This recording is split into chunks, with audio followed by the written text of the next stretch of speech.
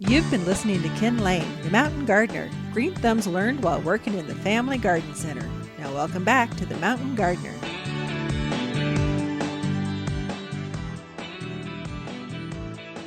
And we are back with Lisa Waters-Lane in the studio. She comes each week with your gardening questions. Just what are your neighbors talking about? What do we see on Facebook, Twitter, emails, response back to our newsletter, our garden club members? They know how to get a hold of us and ask all the really juicy questions.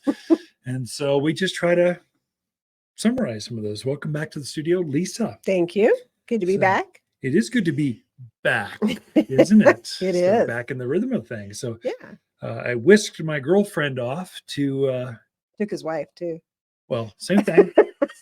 Girlfriend, wife, to Germany, Austria. We went to go visit friends in Austria, and they live here and they live there. And they said, "You should come visit." We'd love to. And so off we went. The last couple of weeks, and Austria is beautiful. I would say so. Absolutely beautiful. We went at the perfect time. Yeah. All the colors were changing, and it's probably one of the best displays of color that I have seen. It was just gorgeous. Of course, you got the Alps, so you're displaying the color against the Alps, and there they are.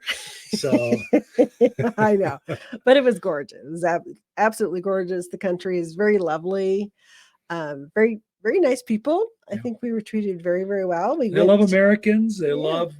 They're very hospitable, very cordial, very almost like a southern, like the south of the U.S. is very friendly, maybe more friendly than New Yorkers. Well, it's that they're very friendly, and they like to help you and just kind of tell you about their country. Where have you visited? Oh, you got to go here too. Very proud of their country. It's awesome. Oh, it's beautiful. It was the town we were in was kind of reminded me of a little town. It's a big ski town. Yeah. Of course, we weren't skiing then, but I would definitely go back. Definitely beautiful. We're seeing again. We also went to Munich, kind of flew into Munich, went to Austria, came back to Munich, which is big city. Yeah. So it was nice to have that dichotomy, that kind of mix up of big city, small country. Germans. I love Germans. Germans are great. They're on a mission. They go places focused, with purpose. They make things happen. It's coming through. So don't get in the biker's way in Munich. Oh my gosh. You will. Absolutely. See if we can help you with this microphone. The microphone does not want to stay. Yeah, there you go. So so we went to English Gardens in Munich, which is just this big, it's like what's the place? Central Park in New York. It's just this big open trails, bikers, creeks, rivers.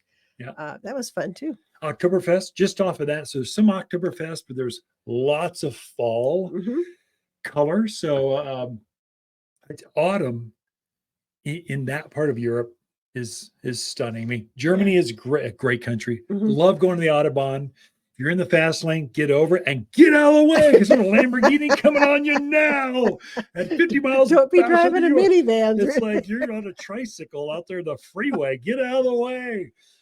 So that was kind of fun for me as a I don't know, gearhead kind of person. I like fast cars, but I'm in a minivan going 100 miles an hour. Transporting a lot of people. And you're getting down to Austria, Prune, and Salzburg, and all the things in between to see where Mozart wrote all of his stuff and the sound of music and where it was filmed. Yeah, it's a good time. I'd go back too. I love their houses.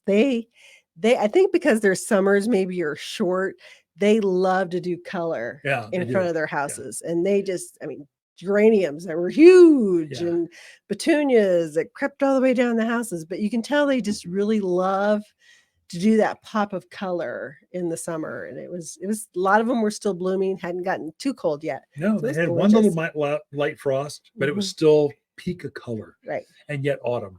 So, and I don't know, but for some reason, beer just tastes better there. It's probably the same.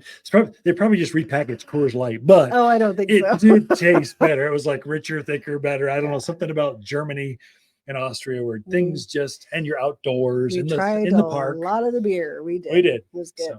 So we should go into not just travel, not just us, which I'm sure a lot of our customers, a lot of gardeners like to travel too. Yeah. They like to read. They like dogs. They like cats. They like horses. We're talking about dogs. Oh my gosh. Germany and Austria, they love their dogs. And You bigger think dogs. we bring dogs places? Yeah.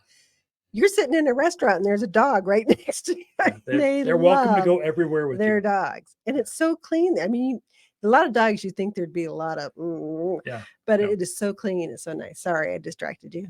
So dogs, they like their dogs. Yep. Central Park, they're very clean, it's very beautiful country. You got to go. If it's not on your list, it should be.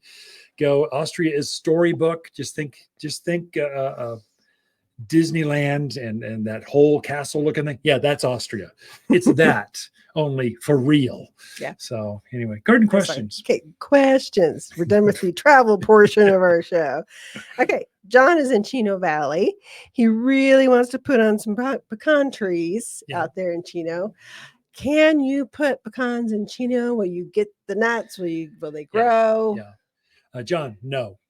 So there are some pecans. Pecans will grow out there, no question. They will be beautiful, magnificent, great shade trees.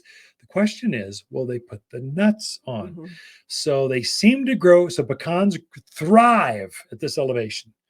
They put the nuts on up to about 4,000, 4,500 foot level. What's Chino Valley? About 5,200, 5,600, depending on where you are on that valley. Right. You're definitely at 5,000 plus.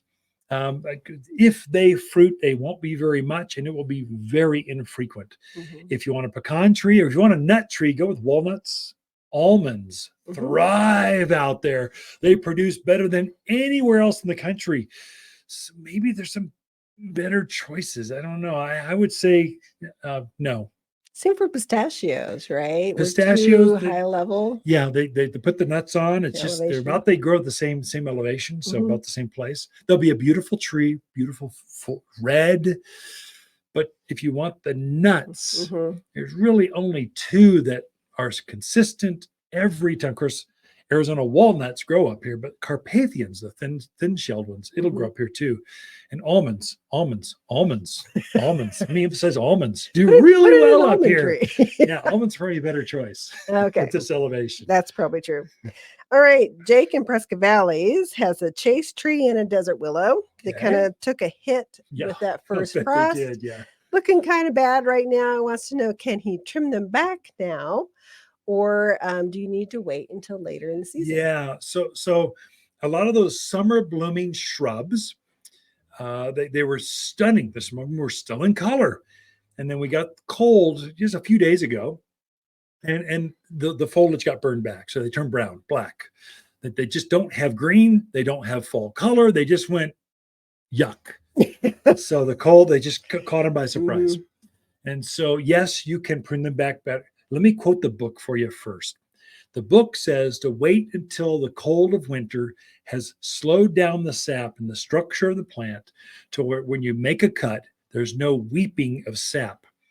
That's not quite now. We've had one little quick cold snap, but not enough to really slow down the metabolism of that plant. So you'd be better off, if you can, to wait till after the new year. Because by then, in another month, it's truly cold. We've had several nights of cold and the sap is not flowing as quickly. And mainly the insects that were floating around aren't going to be attracted to, if it does weep, aren't going to be attracted to that sap coming out. So if you can wait 4 or 5 weeks, do that. But if it's just driving you crazy and you got to do it, it's safe for the plant.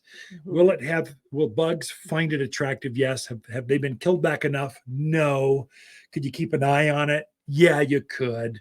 But if you could, ideally do most of your pruning the New Year's through March of next year. That's the peak window. And I'm just quoting the Pruning Encyclopedia 101, if you can. But a lot of folks, they get really impatient. They don't want any brown leaves on their branches. They just want twigs or evergreen. If that's driving you crazy, if it's not too big, you could go through and kind of knock those leaves off, or take a broom in there and kind of knock them off. I get how it just looks, but if you can hold off and be patient, it's better. Yep. Well, we are out of time. So thank you, Lisa, for coming back in. We'll have you back in here in a couple segments. Ken and Lisa Lane, the Mountain Gardeners, be right back right after this. For luxurious evergreens in the yard, look no further than Watters. We have a luscious selection of evergreens that look their best in winter, so you can enjoy a beautiful landscape no matter the cold. Locally grown for stunning appearance and ability to thrive in cold weather. Perfect for that touch of luxury your neighbors are sure to be jealous of. Luxurious evergreens at Watters Garden Center in Prescott and wattersgardencenter.com. Your one-stop shop for evergreens. Visit us today. If you enjoy this show and would like to hear more, please subscribe to The Mountain Gardener wherever you like to listen to podcasts. And if you'd like even more garden tips, tricks, and helpful advice, please check out my website at wattersgardencenter.com for classes, videos, and more, or my online garden center at top10plants.com. Throughout the week, Lisa and I can be found here at Watters Garden Center in Prescott. You're listening to Ken Lane, aka the Mountain Gardener. Ken can be found throughout the week in Prescott at Watters Garden Center. Listen each week as he answers timely garden questions unique to mountain gardens.